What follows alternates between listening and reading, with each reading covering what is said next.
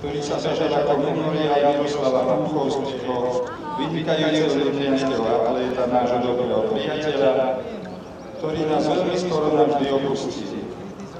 Ceny odovzdávajú jeho manželka Žanetka Puchovská, tiež bývalá výborná nitrianská atlétka, Ľuboš Morošák, dlhoročný reprezentant Slovenskej republiky, ktorého priaznicom atletiky netreba zvlášť predstavovať.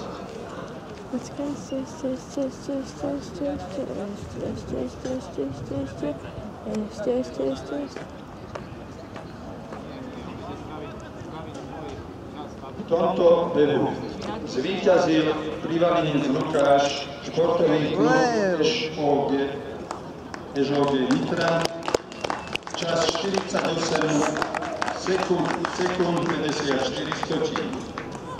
Srdečný blahoželám. Druhý poradí Talar Matúš, Slavia športové gymnázium Trenčín, 48,87. Tretí poradí Danáč Denis, 48,94.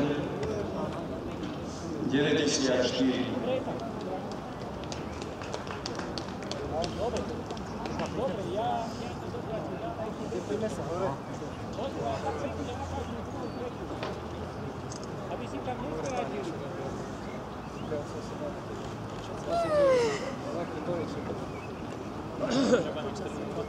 No, lebo to, čo sa stojí.